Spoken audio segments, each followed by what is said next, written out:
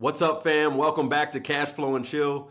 We're fresh off vacation, a little sun, a little fun, and maybe a little bit too much food, but we're charged up and locked in. Today's episode is relaxed, but packed with real game. We're talking about what rest taught us, how to bounce back even stronger, and the tangible moves that you can make right now to grow your business and your mindset. I'm Matthew, your host, and I'm joined by my co-host, Maryjean. Hey everybody, I'm glad to be back, and we took a few weeks off, but as a reminder, our mission here is really to just kind of help you build wealth, balance family life, and then create a future that you're proud of, all while keeping things chill and relatable. Whether you're here to learn, grow, you're definitely in the right place. So we're excited to have this episode number 4, right? Yep, we're Yep. cruising right along. We're getting to it. I heard a statistic the other day, actually, and it said most podcasts will not make it to 31 weeks. They won't even do 31 episodes. And that's, if you think about it, how many weeks are in a year? 52, Yep. right? And I think it's like 3% of people will get past that 31 episode mark. So we're plugging along, man. Yeah, I love it, and that's such a great point. I have a really good friend, very high level guy, and he always used to get podcast requests, and he would tell them, "Hey, I'll do your 100th episode for free." Yeah. And then I was wondering, I was like, why the 100th one? And he's like, because if they've done it 100 episodes in a row, they're pretty committed. And just like you Yes. said, a lot of people fall off before then, so they don't want to invest all that time and all those resources for something that people aren't going to be consistent. So if you can show that consistency, earns a lot of respect with those guys, and they'll be more than happy to come on.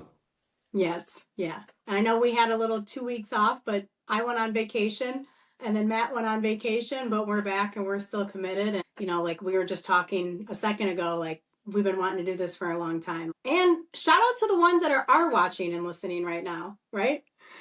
Like we're just up and going. And I saw we are getting a decent amount of views for just getting going. So thank you guys. Yeah, thank you guys so much. It means the world to us. We really want to make this, podcast not only just to have like a relaxed environment and show that business doesn't have to be all uptight and stuff like that, and you don't have to just work your life away, but also make it relatable and still provide that value. So thanks for you guys are the real ones, man. That really stuck around with us. The Cash Flow fam, man, we love you guys and appreciate all the support. We've been getting lots of positive feedback about the episodes, so we appreciate it. And as we continue to evolve, we're going to try to make things better and cover more topics that you guys are interested in. Yep, started from the bottom and here we go. And I love that. I love how you mentioned about people don't want to invest certain things into getting it going and the time commitment, right? But I think it's not as hard as people really think it is. And shout out to Mun, because Mun does all the edits. He deals with all that crap. So I don't know, maybe I'm not the one to say it's not that hard, but I don't think it's stressing him out by any means. And I love that this isn't perfect. I run my entire life off of that. Like, it doesn't need to be perfect. Let's just do it. So thank you, though, Mun. You're the real MVP for doing all that. Yeah, absolutely. I actually like doing it. It is a little bit time consuming, but other than that, truly do care about the content that we're putting out and stuff like that. And like you said, it doesn't have to be perfect, but I want to make sure that we are conveying stuff that the listeners could gain value from, and hopefully we could change some lives. So it always gets me excited. So when I'm doing that, that's what I just keep in mind is like, hey, this may touch someone that could really change their life and really may spark that entrepreneurial spirit inside of them. So it's all worth it for me. Definitely. And I think just listening to you gives people a lot of motivation. I know when I have conversations with you, I walk away from the conversation like amped up, ready to go. And I know a lot of people are getting that value from you as well. So let's jump into it. Mun, you just got back from vacation a couple of days ago. Where'd you go? Was it work, pleasure? What kind of went on? Yeah, so actually it was a combination of both. So I went to Dallas for 4 days. I went to a coaching event. It was a quarterly meetup with a coach that I've been talking to, and we've been going over strategies for implementing things in our business, becoming a better leader, becoming a servant leader, which I really love, and just getting a bunch of strategies to really buy back your time and operate efficiently. So I went to that, and then I flew back, got home at 9 p.m. At 8 a.m., me and my boys went to Florida, spent a couple days out there right on the beach. And then we jumped on our first cruise. We cruised to go to the Bahamas, got to, go to some islands and enjoy the beautiful weather and all that has to offer. And I got to check off something off my childhood bucket list. I always wanted to go to Atlantis in Bahamas. I always seen commercials and I was like, oh man, that's super cool. And I'm always been like into history and stuff. So, just the history and the mystery surrounding Atlantis was cool, and being able to see how they articulated that and kind of built that out was pretty sick. That's awesome. That's awesome. Now, did you need a passport? No, you're good. I was just going to ask a few things. Yeah, go ahead. Now, did you like need a passport, or I don't know if how the cruises really work, and maybe some other people don't either. Yeah, so that's a great question. So as long as you are returning to port in the country and you're leaving from the country, you don't need one. It is more convenient because you would need a birth certificate if you didn't have one.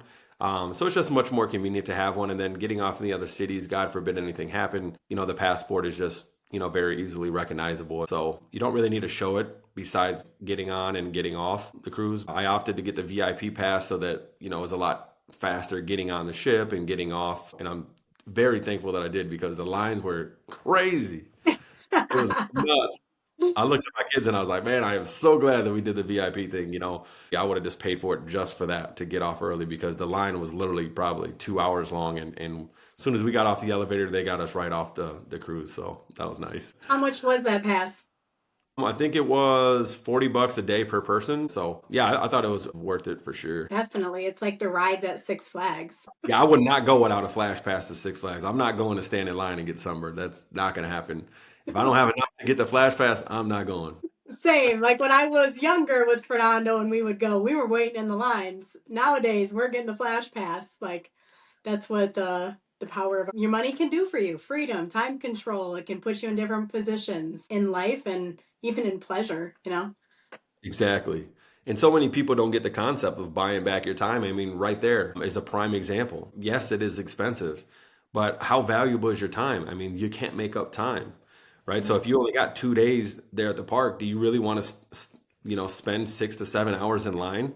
I mean, the rides are only typically usually 2 to 3 minutes at very most. So it's like stand in line for an hour to enjoy 2 minutes. I'd rather buy back my time and be able to do other fun stuff. So great point. Yeah. That's rough. But yeah, like you said, we're buying back our time. That's what life is all about. The goal. And I know I wasn't the only one that went on vacation. I know that you went somewhere warm as well. If you want to tell us a little bit about that. Yeah, we had really no intention of even taking a vacation on spring break. If you know me any bit of even for a little while, I'm a little impulsive and I just kind of go with the flow. So we went to Texas, San Antonio, and we didn't even decide where we were going until 2 weeks before. Which is another reason we drove. I much rather have flew, but the reason we drove is because if we wanted to stay longer, if we wanted to leave, I didn't like that feeling of not being able to. I kind of have to be in control in a weird way. I don't like feeling stuck. Or like if we ended up staying longer too. And that was very nice that we could just decide last minute, like, hey, let's extend the stay. So then we drove down to Corpus Christi. I think I'm saying that right. Don't recommend it. And it was funny because I was standing there. We were on a port though. So, if you think about that, there's a lot of big boats coming in. So it's pushing up sand into the water. And I saw people driving their cars on the beach, and I was like, oh God, like I know this is about to be like not me. And I was standing there, arms crossed. I wouldn't sit down. It was kind of smelly. And Justin started laughing. He goes, okay, miss, now you drive an Audi and sell life insurance. Let's not forget where you came from. I met you swimming in the Illinois River.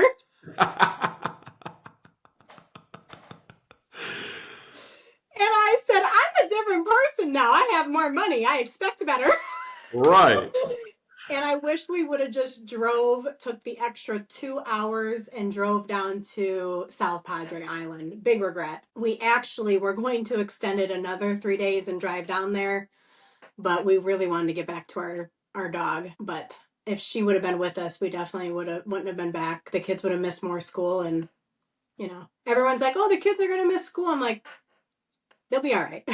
We're making memories and having fun. So Exactly. That's amazing that you guys were able to extend that vacation and way to think ahead because I mean, if you would have just went the traditional route and flew, then you would have came back 3 days earlier. Maybe you wouldn't had to deal with the Corpus Christi thing. But I'm sure there's many good memories that were made within that 3 day extra span. So that's cool.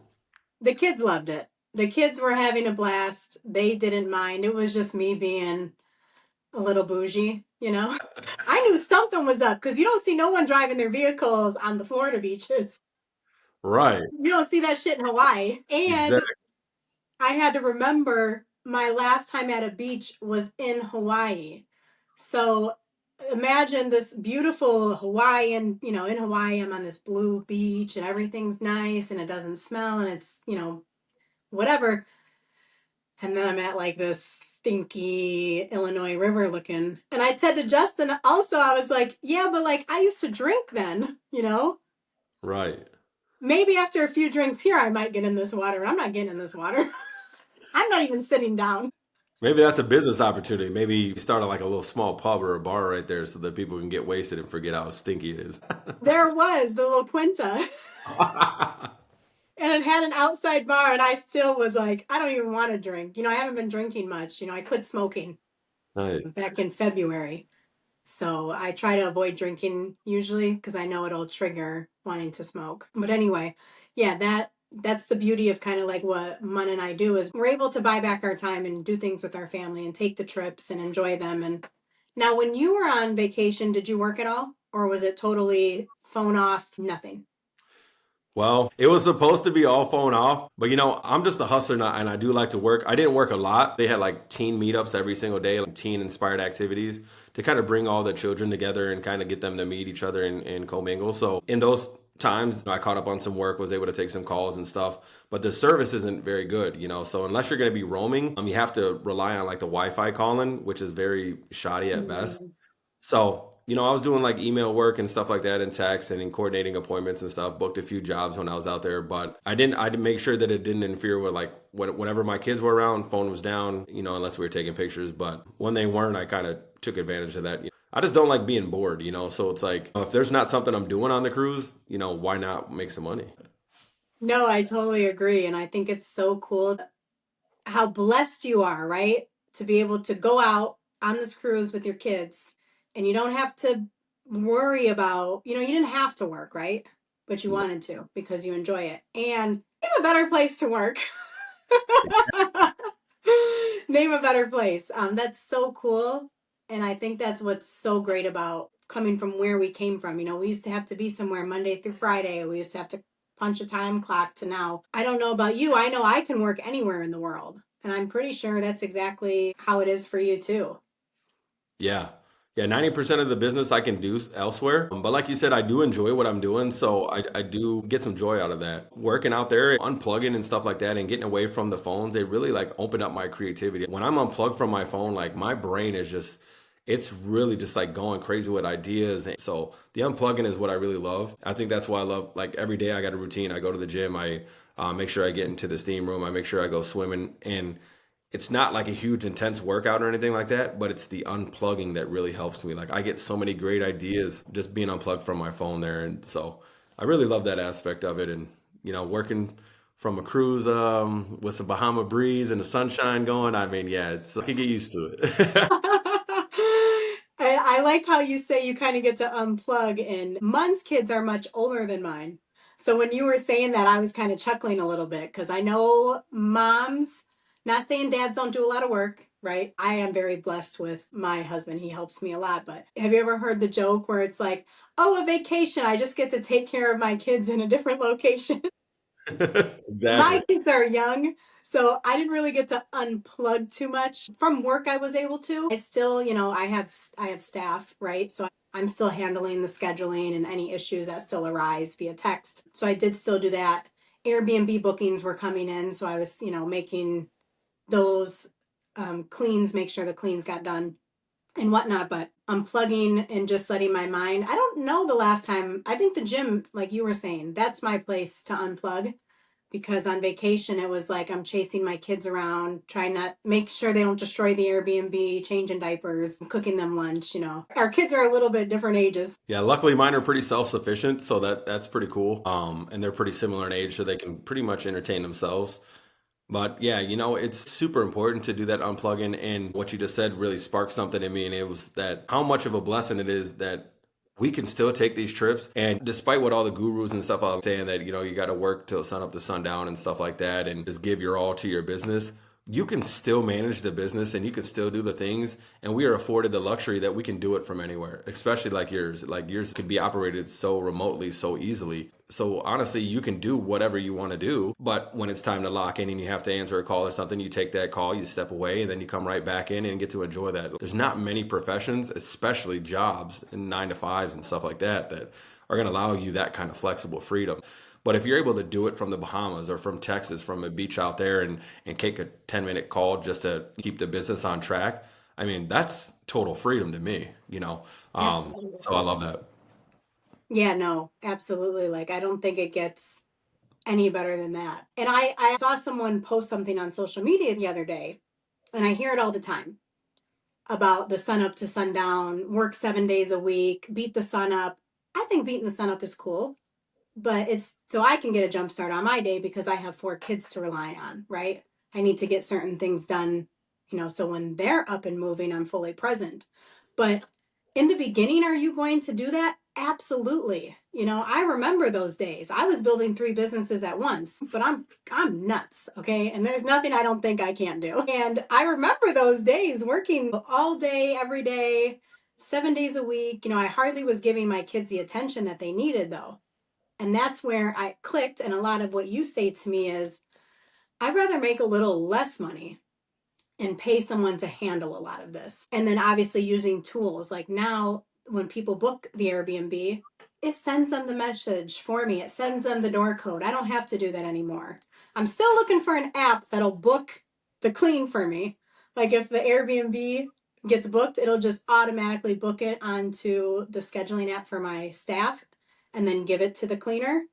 I'm still looking for something like that. But that would be, I'm but sorry, I got a little off track there, but you will do that in the beginning, guys. Yep.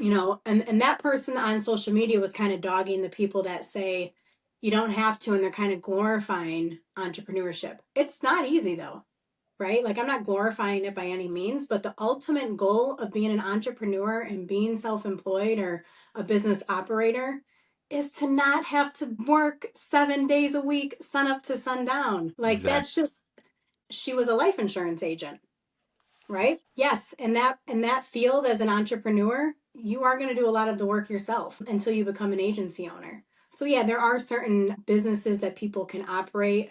I also think that about massage therapists sometimes too. If you're a massage therapist, how do you kind of get out of it? But again, you would just hire people, right? Yep.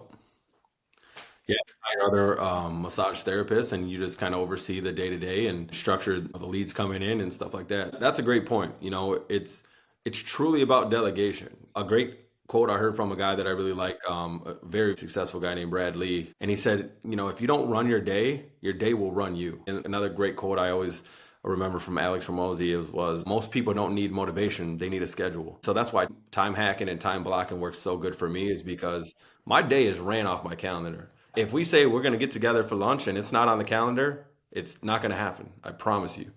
Because I'm looking at the calendar all day, I'm looking at it all week. It's just I'm constantly in tune with my calendar. So if it's not in there, it's going to get forgotten. But I do utilize that. I block that out every single Sunday.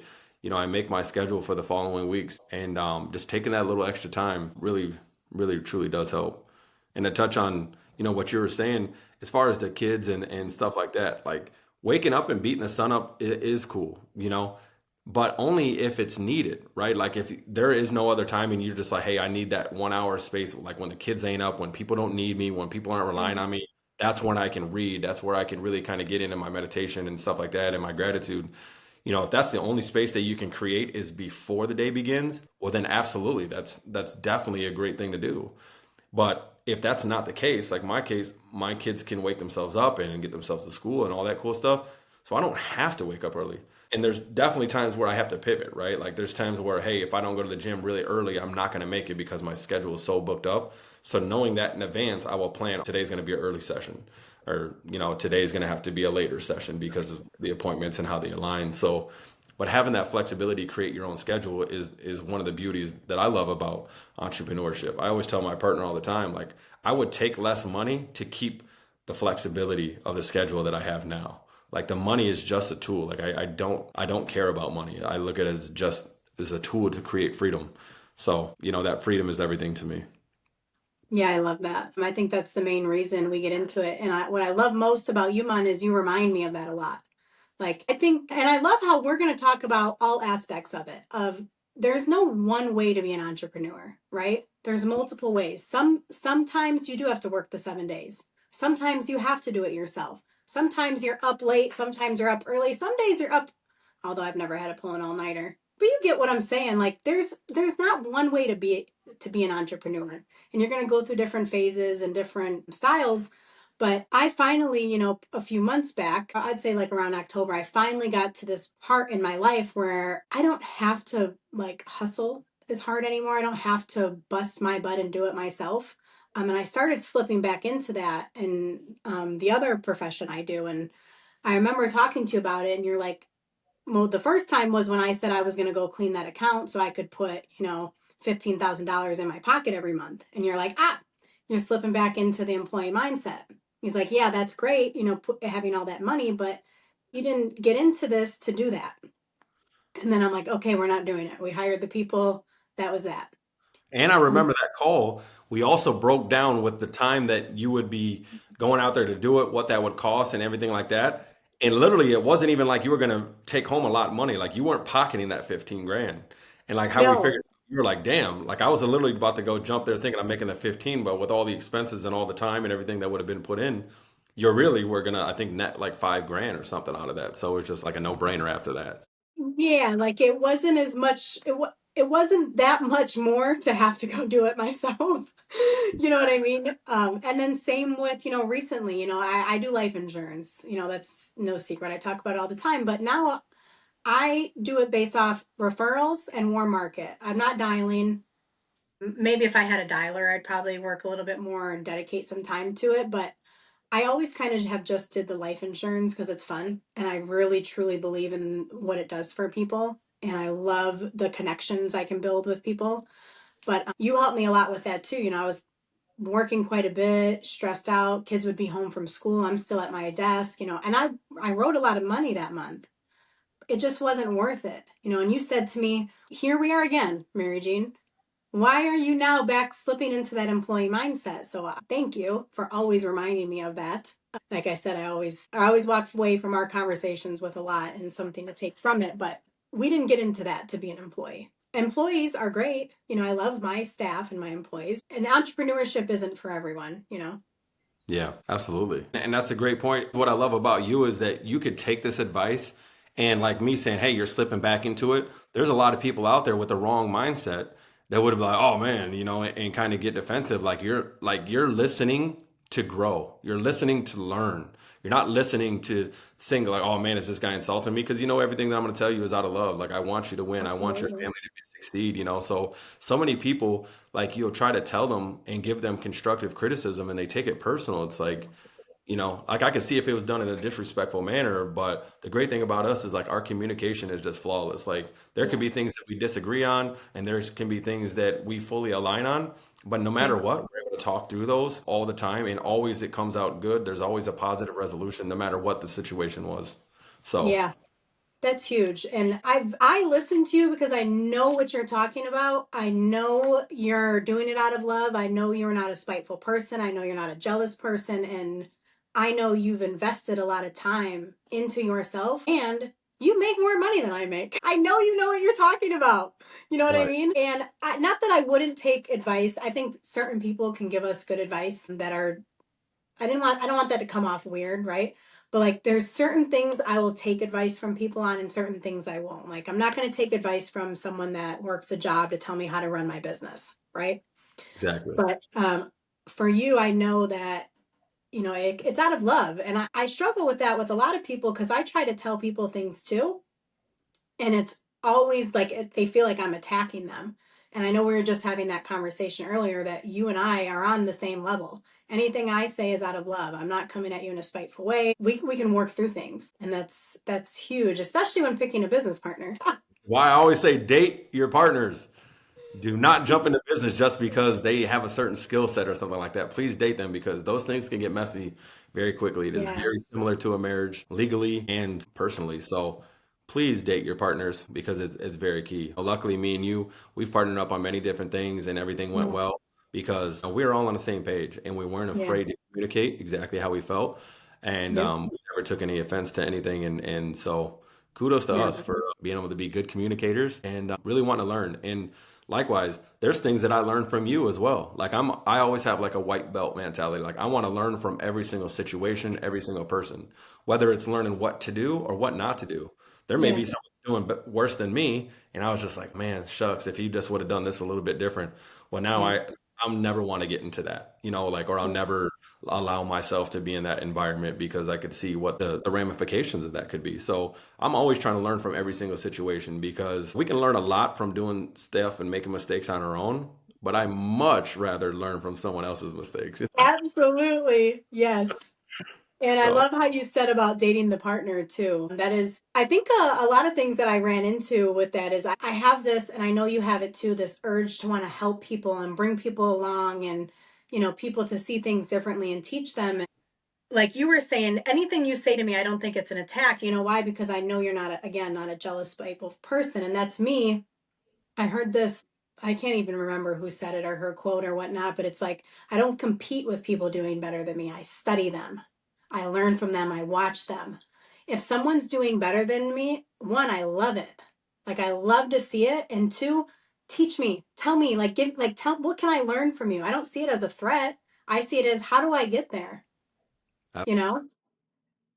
yeah, that's why I love going to networking events. Like that's my favorite thing to do. I'll go there and yes, I'm successful. I'm doing all these things and have these investments and everything is going well, and that's awesome, right? But it's just like when I'm looking at like holy smokes, like I'm not doing enough or I'm doing Yeah. things the wrong way. We both got the same 24 hours. So and now I'm trying to build a meaningful relationship with this person because I want to hear about all the successes you had and then I want you to help me get there. Now, if I need to pay you, I'm more than willing to. I pay for friendships. I Yeah. I will pay to be friends with people that are doing better than me because I want the knowledge. I want the experience. I want you to save me the 10 years that you just put in to make this business successful and you can teach me Yes. in 10 months. I mean, it's a no-brainer for me. So it's worth the cost every single time. Yes. Yep. And there's another local guy in our area that's doing very well, and I have him on social media. I am always messaging him, and I'm like, hey, if I'm bothering you, let me know. But I like to like pick the brains of people that are doing great things. Like I just love it, and I want to learn so much. And I think that's also why we get along so well too, is we both have that like mentality of like, let's do better, let's do better, let's learn, let's grow. What can we improve on, and things of that nature. Yeah. And I think it has a lot to do with mindset as well. They're afraid to ask for advice because they're like, why would they tell me? Well, you're absolutely Or right. I'm not just going to come out and tell you, but there has to be some kind of value exchange. And there's so many people that I see that will say, "All right, well, hey, let me take you to coffee or let me buy you dinner." Well, dude, I could afford my own dinner. I don't need you to buy me that. I need you to bring me values. And and then there's people that jump in your inbox, "Well, hey, how can I provide value?" Well, then that's me giving you value by telling you how to provide value. You need to just seek that out and then say, hey, you know what? I've noticed that some of your edits or whatever were a little bit subpar. So I did a couple things. I made a couple tweaks to these videos. Hey, what do you think? Like that's the kind of stuff where you can make a meaningful relationship, seeing where something can be improved and improving that for them and then presenting that to them. Mhm. That's the stuff that goes really a long way. And that's a hack that you can really kind of get tuned in with some of those more successful people. So don't ask how to provide value, figure it out. And Yes. that kind of enthusiasm and that effort is going to really attract them and want them to pour into you. Yeah. And actually, I just thought of something. Have you ever, how people are like, well, how much money is in your bank account? And everyone's like, oh, I don't want to tell you. Why not? Right. There's no matter how much I can't get to your money. Even if I know how much money's in your bank account, I can't get to it. And I loved how they put it was it's even just like asking for help. Sometimes it's an embarrassment. Sometimes it's a pride. Sometimes it's a showing like, I don't know what I'm doing. And that's okay. None of us really know exactly what we're doing, but showing someone what's in your bank account could probably help you.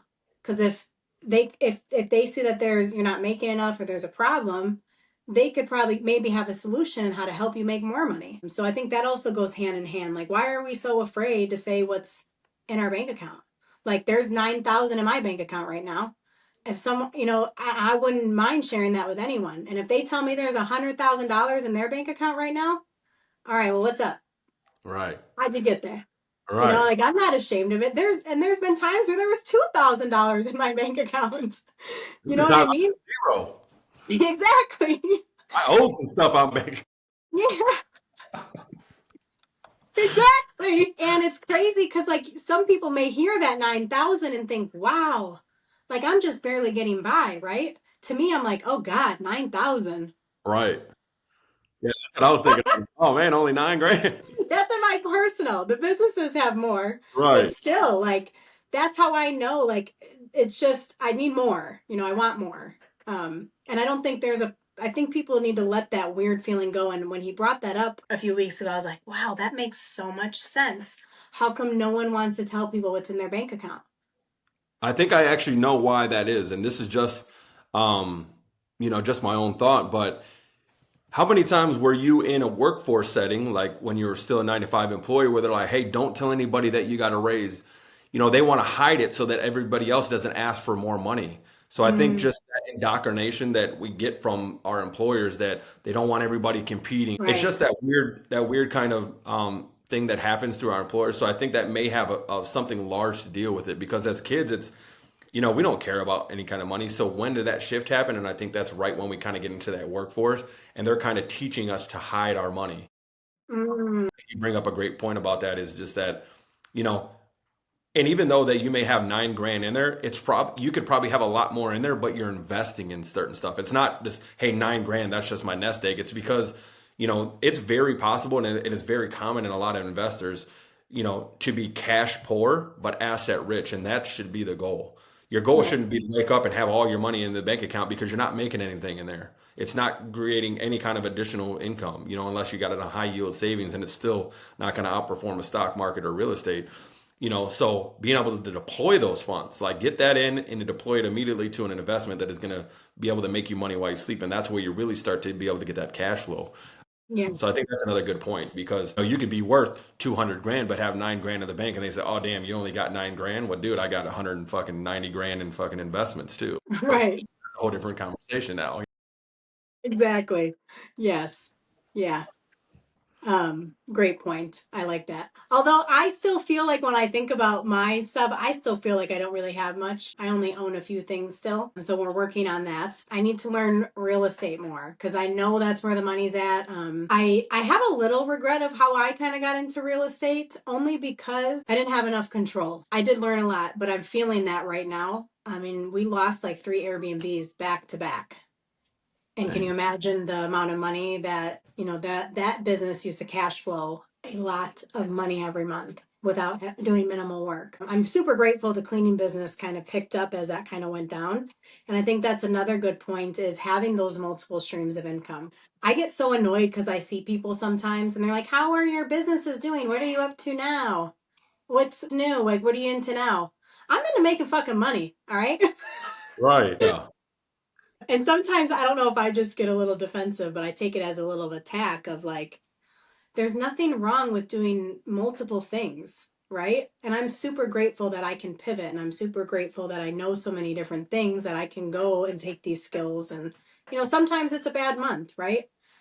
But that's the other business has me, you know? Yep. And I think a big thing is the mindset. Like, if somebody else were to, lose a couple of those Airbnbs and they're like, oh, damn, I just lost out on that money. But you don't know what's working in the universe, right? So maybe you lost those so that you can, really focus on the cleaning thing, which is going to Yes. be making far more money. So we don't always know why things are happening and why opportunities and stuff like that are being taken away from us because we're not seeing what's about to happen. So I Yeah. think that always just looking at it from an attitude of gratitude and just looking at say, hey, you know what? I lost these. It must have been for a good reason. Maybe God, and I don't mean to make this too spiritual, but it's like maybe God seen something that, hey, this wasn't serving me and this is not the direction I was going in. So he didn't want to give me too much success because then I would have really doubled down on this. And this is really not my calling. This is really not what's going to take me to the level that I want to be because, he knows, the universe knows where you're trying to go, So I think that's a great point. And I'm just one of those guys that I'm always trying to flip something into a positive. Like, I don't care how negative it is. Like, well, it could be worse. It could be worse. Like, what am I Yes. trying to, it's a lesson or a blessing. And I'm grateful for both. So what is this trying to teach me? If I don't see the lesson, then I just have to, with a blank face, say, you know what? I don't know exactly what I'm supposed to be learning here, but I'm going to keep on moving and be grateful that I'm able to overcome this. Yes. Everything goes, and I always say the cliche shit is really like people want to call it corny and this and that, but it really is like everything happens for a reason and you may not understand it. And I think of a lot of things that when the cleaning business started to grow, things that were going down somewhere else. And I'm like, man, I wonder if this is all happening for a reason. And now I'm investing a lot of my time and my money into the cleaning business because I want to grow that. I've done it once with the one and I know how to do it. I know it. I don't know. I don't know what's going on, and then I think of it like, okay, now this is the time to start learning real estate in a way that you can buy these properties yourself. Like you learned a lot I can take away from it, or maybe I just stay the co-host for people because that's like low entry free, low entry fee and still passive income. But anyway, yeah, never know what's going on behind the scenes. Yeah, and sometimes some doors have to close for others to be open. And again, we just don't know what's going on. Like there's been times, like every single day I pray that, hey, keep evil people that don't have my kids' best interests at heart and don't have my business and don't have my best interests at heart, like keep them away from me. And then I start losing friends, I start losing acquaintances, right? And I don't question it. I just say, well, these must be answered prayers because there's no other reason that these people would just be leaving my life. I asked for Mm. something, now I'm receiving it. Now I can't be like, well, damn, like just for just to be a little bit transparent about my mom, she was in the hospital and battling an illness after a stroke and stuff like that. And I remember early in her journey, they told her, hey, you'll never walk again. You'll never, be able to eat outside of a feeding tube. And then a couple months later, fast forward, I came to visit her one time in the nursing home and she was complaining about sitting in the chair. Like she said, oh man, these nurses, man, they forgot about me. I was sitting in the chair for 3 hours and, like, man, it sucked. And I said, hold up, mom. I just want to give you some tough love right here. And I just want to say, how dare you? 3 months ago, you were praying to get out of that bed so that you could sit up, so that you can be out of that bed. You hated just laying there all day, every single day, not being able to move. Now you're in the chair and now you're complaining because you were left in the chair too long. I said, Yeah. just imagine God blessing you and saying, yep, I answered your prayers. I got you up. I got you out of that bed. And here you are. Damn, I'm out of the bed too long. Like, damn, how can the guy win? It's like, so like we really need to take in those blessings and really appreciate what's going on in our lives so that those blessings continue to come because, if you don't appreciate it, eventually you're going to lose it. So that's something that really has stuck with me and all glory to God. But, I can report right now that at the beginning of April, she actually got released and she's been taking steps on her own. She's been off the tube Wow. for the last 9 months. So the power of just having that positive mindset. Every single day I'd come in there, if she ever said anything negative, I said, stop right there. Don't ever let anything negative come out because your mind doesn't know the difference. It doesn't Yeah. know if you're joking. It doesn't matter if there's any kind of ill intent behind it. It just hears negative things about you and then it starts processing that. So we need to be very careful about the words that we're speaking. That's very powerful and I can really attest to that. My mom, she passed away back in January. This was her third time with leukemia. The first time, nothing was going to take that bitch down. And I can say that because me and her had that relationship. But like her mind was so strong. Like it was just so strong. She wanted to fight. She never once said she was giving up. Second time came around. I'm going to fight. I'm going to fight. Her mind was in a good spot. Everything was great. Third time around, her mind was a little messed up. I mean, I don't blame her. It's hard to stay positive when it was so back to back. But the day before she passed, she was talking hospice. She told me she wanted to die. She told me she was done. She didn't want to fight anymore. And then gone the next day. And I think it was hard for me to comprehend that. And until you kind of said a few things just there was that's how strong your mind is. I think if her mind would have been a little stronger, I don't know, maybe, we don't know, but the only change in her treatment in anything she went through the same thing 3 times, but the only thing different was her mind.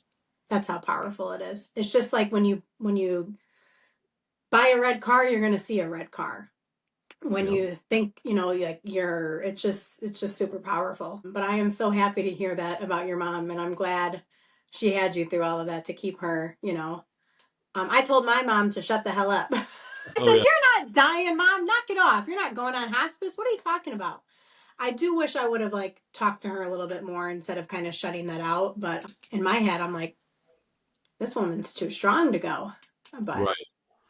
And sometimes I think that people that survive those kind of things, in some ways, that we can be a little bit selfish, like, maybe they are ready to go, and it's, unfortunately, we want to hang on to them as long as possible, right? But who knows what she was going through behind the scenes? I'm pretty sure she probably shared some stuff with you, but there's probably a bunch of battles she didn't tell you about, right? Because she didn't yeah, want to worry you. She knew that you were having your kids and running your businesses, and are chasing greatness, so she didn't want to bother you with these little details, but a lot of those people are going through a lot of stuff, and it's sad that that she has left us, but I think that you gained an angel that's going to watch over you guys, and there's probably been a lot of times that stuff could have went awfully wrong for you guys, but it didn't. And I think that and I knew Annie, and she was very outspoken and very passionate about you guys, so I'm sure she's right up there next to God, like, hey man, we ain't letting that happen. Nope, not on my watch. seriously, there are days where like I'm like, that's Annie. Annie's got us. We're good. Yeah, no, super grateful, and I know she's finally at peace. But Oh yeah, yeah. your mind is super powerful. And the more I learn about that is just that's why I read so much. That's why I'm so intentional. And like you were saying, like the cliche, corny stuff, before I never wanted to meditate or do affirmation statements or wake up and pray and be grateful. I was always like, man, this stuff doesn't work. But then I said, you know what? Well, what do you got to lose? Yeah, I mean, you're gonna waste 10, 15 minutes. It's just like do the stuff. And I swear, I'm not bullcrapping. I'm literally dead serious. It has changed my entire life. Like I literally have a 5 minute, I have it literally on my screensaver. It's in my notes. And I go over this. So my morning routine looks like this.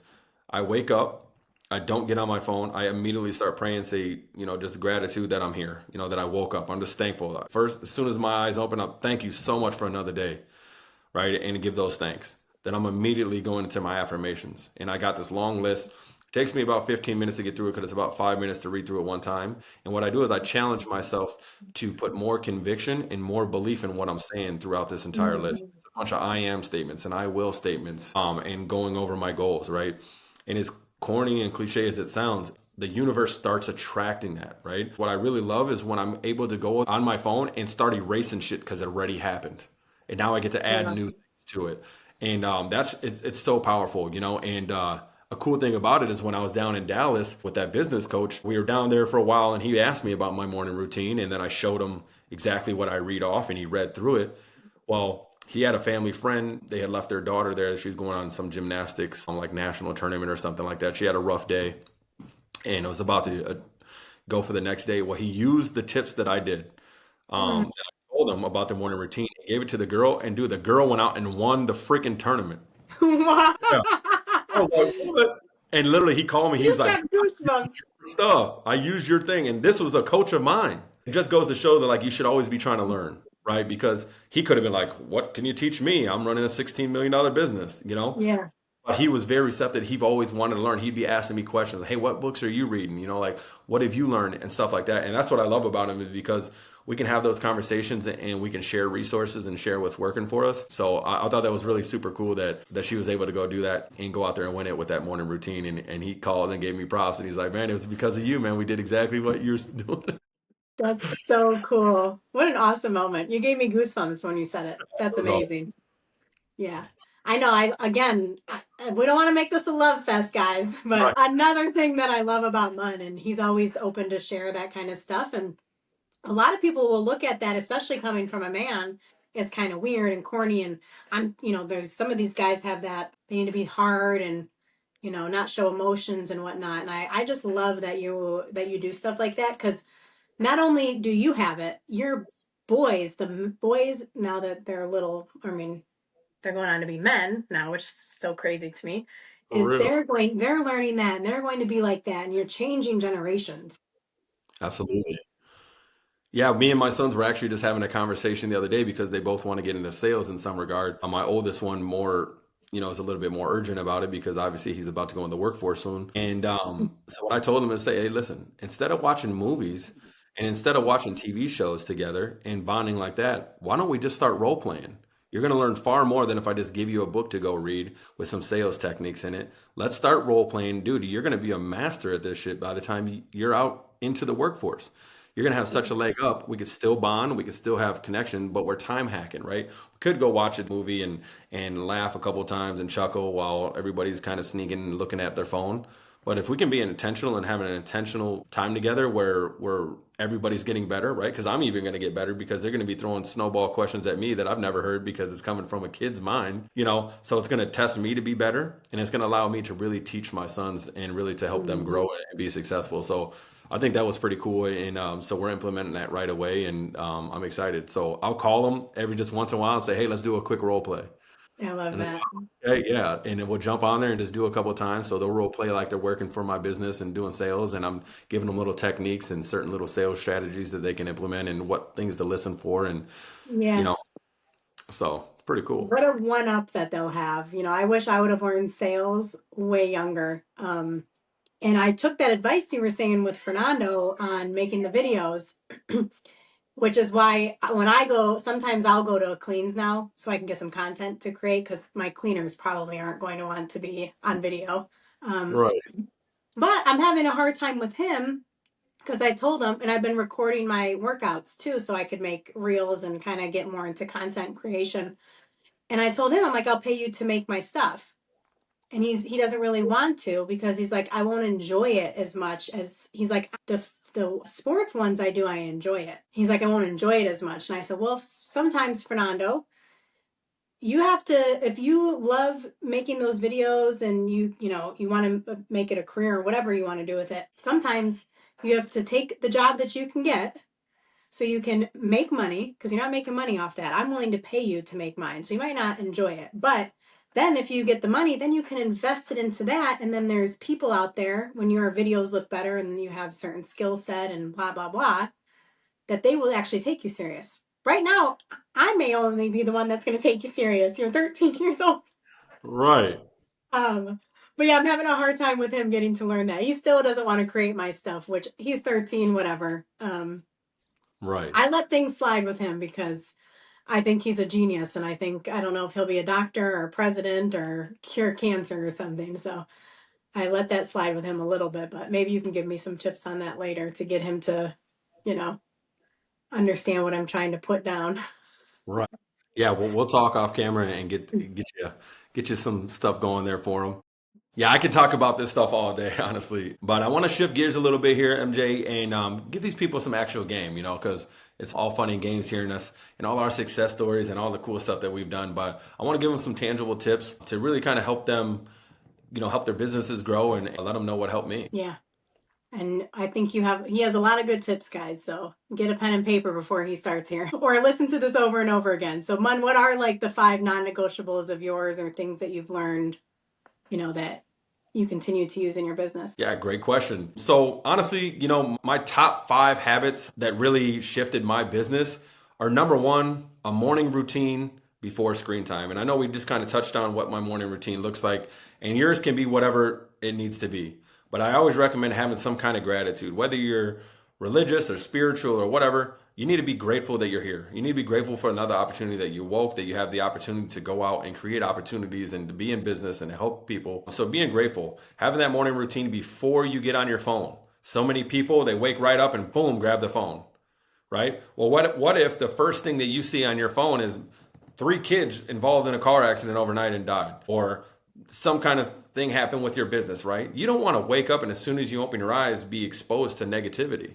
So controlling what your frequency is as soon as you wake up is super important and allows the course of your day to be able to transpire based off of how it started. So me, I get up, I'm super grateful, right? So I'm filled with energy, I'm filled with, gratitude and just positivity. Then I'm going through all my routines and now I'm feeling on fire. It's like I got supercharged because I'm reading all these things with conviction. Like I said, every single one, I'm trying to get more conviction. I'm trying to believe it more, right? And talk like it almost already happened. right? And so having that before screen time, super important. My second one would be Sunday night planning. Okay, planning out your week. I do 2 weeks at a time.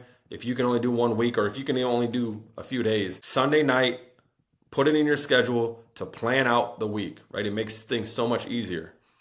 And again, it doesn't have to be you're strict to it, 100%, but it's a framework, right? To kind of keep you on task. It's so easy to get distracted. There's so many distractions happening right now in the world. So we want to be able to have a framework for our day that we can go about it and be successful. Number three is following up like it's a full-time job. Okay, the fortune is in the follow-up. I cannot stress this enough. Okay, what I would recommend is if your business is going slow right now, reach out to 3 past clients every single day. Just see how everything's going. It doesn't have to be a sales call. Just see how they're doing. See how the project that you guys already did. Hey, I just wanted to check in and see how everything was and how everything is going. Perfect. And then you can ask for a referral. Or a lot of the times you can even get more repeat business from that. Hey, you know what? I was meaning to call you. Perfect. Now that's leading into more jobs. So, right, following up not only on potential prospects, right, but also previous customers, because those are the people that are going to work with you. They know what it's like to work with you. They see the value in it. So they're willing to pay. And you usually don't get any kind of discrepancy on the payments in that regard, right? The next thing, number 4, is reviewing your numbers weekly. Okay. You need to be tracking your numbers and going over them weekly. Do not just let this be on autopilot. This is where you do not want to have the passivity. This is what you don't want to delegate. You want to be reviewing this and knowing your numbers every single week, right? Obviously, we're going to have quarterly meetings and yearly and all that cool stuff, but reviewing your numbers weekly to see where the pivot needs to be. The worst thing you can do is be waiting to the quarter, right? 3 months later to realize there was a problem back on week 2 that could have definitely been taken care of. And now you've lost money for the other 10 weeks waiting for the quarterly meetings. So don't do that. It's a big mistake I see a lot of people doing. That's not what you want to delegate. That's not what you want to. So please be tracking and reviewing your numbers very regularly. All right. And number 5 is deep work blocks. Okay. And how I do this is that you're going to be working on a certain task. So when I'm working on my fence business, I'm all in on the fence business. I'm not letting anything other distract me from any other of my business opportunities or anything. My phones are upside down and on silent so that I can concentrate, right? The only thing that is on is the alarm, because say if my work block is 2 hours, as soon as the alarm goes 2 hours, even if I'm in the middle of something, well, now it's moved the next day, right? I'm not letting that calendar slip through to the next one, because now the next block needs to go and I have to be able to give ample time to each project. If you let them leak over, well, then nothing's ever going to get done, because then you're going to push that over. Now it's going to interfere with the next block. And then slowly you're going to have a rollover of stuff and you're never going to be able to get done. And then that's going to be on your mind, creating more mental fog. One of my mentors told me having a kitchen timer, even. So it's not even on your phone, right? Having a little kitchen timer, wind that thing. As soon as it dings, all right, perfect, you're done. Just like dinner would be done, your work on that specific work block is now completed. And it's time to move on to the next. And within that work blocks, another little hack is giving yourself 15 to 30 minutes a reset in between each one of those blocks. So don't just go 2 hours of work, then another 2 hours of work, then another 2 hours of work. Give yourself that mental reset. Go out, walk, eat, go for a jog, walk the dog, so whatever you got to do, but reset your mind so that you can come back in nice and focused and not overwhelmed, because burnout does exist and it's very easy to creep up on you. And once it's there, it could be very detrimental to the success of not only your personal life, but your business as well. Those are the five habits that really shifted my business, and the things that I could think that if you guys start implementing right away could be game changers in not only your business, but your home life as well. Those are awesome tips. And I can strongly, strongly, strongly co-sign on that of follow-up. That is so important. I'm the queen of follow-up. Until you tell me to F off, I'm calling you. Queen of follow-up. And I liked that you also pointed out, like, if, things are slow, right? Calling those other clients. Because one, then you bring yourself back to their mind. And two, it also gives them peace of mind. It's nice to continue to talk to the people that handed you money, right? You ever went and bought a car and they're all in your face and they're nice and they're that. They sell you the car and you never hear from them again. Yep. So I love that. That was probably my favorite thing that you mentioned, as well as your morning routine of, I have an alarm that goes off on my phone that says, thank God for waking up, from 8 to 8:05, because it is truly a blessing. And the affirmations, I really like that as well. So thank you for sharing those tips and tricks. And yeah. Yeah. Like one thing that we did in our business and really changed and it's really helped us a lot is we leave what's called leave behind packets. So after the job is completed, we give them this packet with like additional services that we offer, a thank you card, like a postcard with a thank you, like just really showing appreciation for them working with us. But also we leave a magnet, and the reason we leave the magnet is because you're going to stick it on your fridge. And how we pitch it is that, hey, if there's ever a problem, I want it to be very easy for you to find my number. I don't want you to have to go through a bunch of emails and try to scroll through the text and maybe you didn't save the number. Boom, it's right there on your fridge. But also what it's doing is subconsciously how many times you go to your refrigerator every day, right? Everybody's going to go there at least 2 to 3 times a day, right? So every single time you're seeing me, seeing me, seeing me. So staying on mine. So even if I'm not texting you every day, you're seeing me, you're seeing my business, and that thought and that experience is on your mind all the time and staying fresh. Just a little cheat code, very inexpensive way to stay top of mind with your clients.